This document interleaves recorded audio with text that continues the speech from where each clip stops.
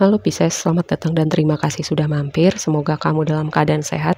Ini adalah general reading untuk bulan April. Kita akan lihat apa yang kamu perlu tahu di bulan April ini ya. Yang pertama kayak aku mendapatkan vibe bahwa kamu siap mulai lagi, siap melangkah lagi, optimis lagi setelah ada momen kekecewaan, patah hati, bisa jadi kehilangan seseorang juga ya. Tapi kamu melihat apa ya, sebuah pembelajaran, juga ada energi pemulihan di situ.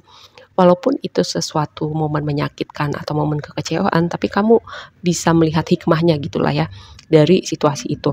Dan ini nggak terbatas pada hubungan romantis aja, ini juga bisa berlaku untuk momen-momen di waktu lampau di mana itu di luar maunya kita. Seperti itu ya. Kenapa aku bisa bilang seperti itu di sini? Pertama kita bahas dulu tarotnya yang ada di atas. Itu ada the Fool, ada Temperance, ada Six of Wands gitu. Dengan the Fool di sini tuh energinya apa ya? Vibe-nya optimis, ceria, semangat. Kayak ada rasa di mana kamu ingin memulai sesuatu aja dulu gitu. Entah itu hobi baru, entah itu bisnis baru, atau kamu punya ide untuk misalnya bepergian kemana gitu, di mana selama ini kamu bukan tipe orang yang spontan ingin traveling kemana gitu, terus tiba-tiba kamu pengen jadi orang yang spontan untuk traveling misalnya sendiri, seperti itu ya, atau mencoba hal baru yang beneran kamu gak pernah coba sebelumnya, dan ini vibe-nya excited gitu, bahkan mungkin kayak beberapa dari kamu kayak butuh waktu untuk sampai kamu bisa ada di titik ini lagi setelah momen kekecewaan tadi ya. Karena apa? Setelahnya itu ada energi Temperance sama Six of Wands. Temperance itu energi pemulihan, juga energi alchemy. Jadi yang tadi aku bilang, walaupun itu sesuatu yang mengecewakan, menyakitkan, atau momen tidak terduga yang mengecewakan kamu, tapi ada hikmahnya, ada pembelajarannya, terus kamu bisa paham gitu. Oh, aku melewatin itu, aku belajar jadi lebih kuat, aku belajar menyayangi diri aku sendiri. Oh, mungkin kalau aku bertahan dalam situasi itu bisa jadi aku ngaco gitu ya, bisa jadi aku hidupnya ugal-ugalan, hal-hal semacam itu, seperti itu ya. Terus dengan Six of Wands di situ seperti gini, momen dimana kamu spontan itu membawa kamu di satu titik yang ini kayak bisa jadi dua skenario yang berbeda ya. Itu bisa jadi membawa kamu di satu titik mencapai satu pencapaian tertentu, kamu di puncak kesuksesan, kamu dilihat orang. Terus juga bisa jadi ya ini ada sebuah signifikansi untuk kamu yang berkecimpung dalam bidang yang mungkin dilihat orang seperti itu. Oke, mari kita bahas. Di sini tema besar kamu adalah 10 house gitu. Kata kuncinya authority. Di situ ada Nine of Pentacles, ini energi bumi yang sangat kuat gitu ya, walaupun kamu energi air, energi bumi sama energi air itu sinerginya bagus ya menurut aku. Terus di sini dengan Ten House itu kan gambar utamanya itu gunung gitu. Aku melihat kayak perjalanan kamu, tantangan yang kamu hadapin, mungkin dalam hidup sehari-hari, mungkin dalam skala besar kehidupan kamu, kayak ada satu titik yang mau kamu tuju gitu. Ada signifikansinya di bulan ini ya. Terus dengan Knight of Pentacles itu sampai di titik mungkin ya sebagian dari kamu tuh udah belajar untuk ngasih boundary, belajar memprioritaskan diri kamu sendiri gitu. Dengan banyak hal yang udah kamu lewatin gitu. Makanya tadi aku bilang tentang suatu patah hati, kekecewaan, dengan itu kayak kamu udah ada pembelajaran sesuatunya. Dan Nine of Pentacles aku mendapatkan vibe tentang boundary, tentang memprioritaskan diri kamu sendiri gitu, atau setidaknya kamu tahu kapan berbagi, di mana kamu masih punya sumber daya, kamu masih punya energi.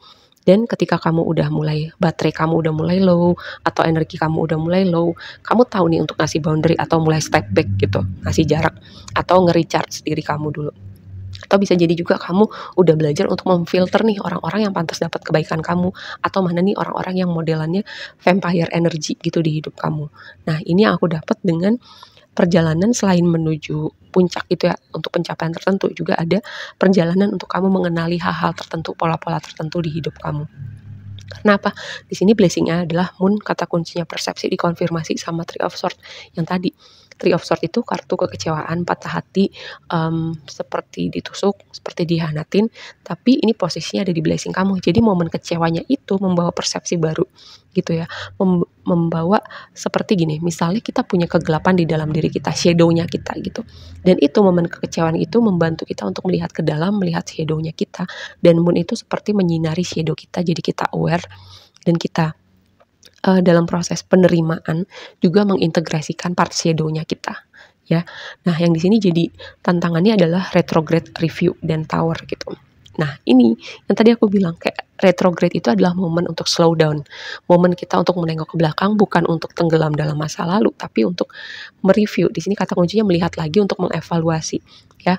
Apa yang perlu dievaluasi? Tower, momen keterguncangan, momen di mana harapan kita mungkin jatuh berkeping-keping, momen di mana ada hal-hal tidak terduganya itu yang mengecewakan atau menyakitkan kita. Ketika kita menemukan suatu kebohongan, ada yang bohong sama kita, ketika kita menemukan suatu pengkhianatan, atau mimpi yang kita bangun tiba-tiba jatuh berantakan, seperti itu.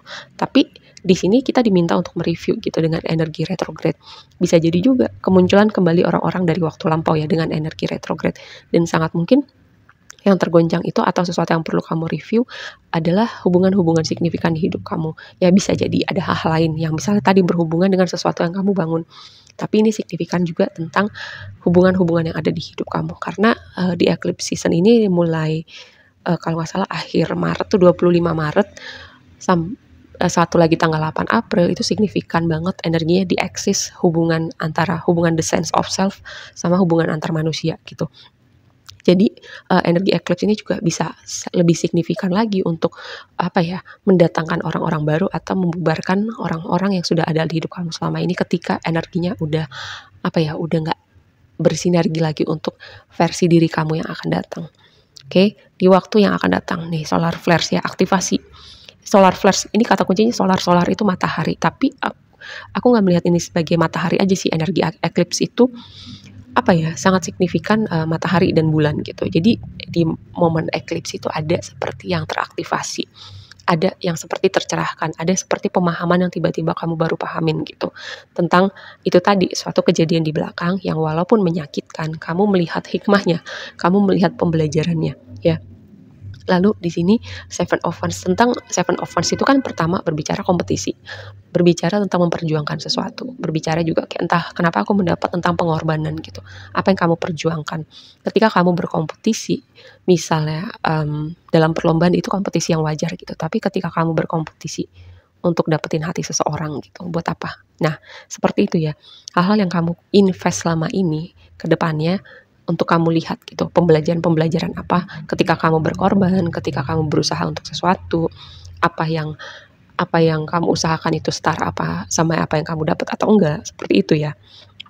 Nah, ini ada momen aktivasi untuk kamu benar-benar mengintegrasikan itu semua, dan advice-nya adalah descendant.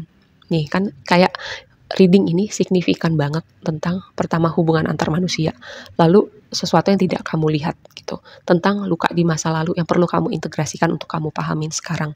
Dan ini descendant itu kan tentang aspek di dalam diri kita yang kita tidak lihat, dan kita bisa melihat itu dengan interaksi kita antar manusia. Lalu dengan Ace of Swords di situ, itu kan momen clarity gitu ya, momen kejernihan, kita akhirnya bisa melihat sesuatu hal dengan jernih gitu, atau ada problem sebelumnya kita bisa melihat solusi, atau kita bisa melihat jalan keluar gitu, hal-hal yang tidak kita lihat sebelumnya tentang misalnya sisi shadow-nya kita, tentang pola-pola apa nih yang udah terjadi dengan hubungan-hubungan di belakang gitu, dengan interaksi tertentu. Dan sekarang mungkin kamu bisa lihat, oh misalnya nih contoh, teman-teman aku yang udah nggak ada sekarang, dulu pattern-nya tuh seperti ini. Mantan-mantan aku yang sudah di belakang tempatnya ada pattern-pattern tertentu. Misalnya dia punya sifat-sifat tertentu yang berulang gitu. Misalnya kamu udah putus, terus kamu punya hubungan baru, tapi ada satu sifat nih atau beberapa sifat yang konstan. Walaupun orangnya udah ganti, tapi sifatnya masih muncul kembali. Nah, itu membantu kamu untuk melihat shadow kamu ketika kamu aware ada pola-pola tertentu yang berulang dalam hubungan-hubungan kamu. Oke, dan di sini kamu bisa melihat itu semua dengan jernih, dan kamu bisa memulai chapter baru kehidupan kamu dengan vibe-nya baru, dengan banyak pembelajaran yang baru, juga dengan versi diri kamu yang tahu gimana memberi boundary. Seperti itu ya. Oke, aku rasa segitu aja dulu readingnya kali ini buat kamu. Semoga bermanfaat dan sampai ketemu di reading berikutnya ya. Bye.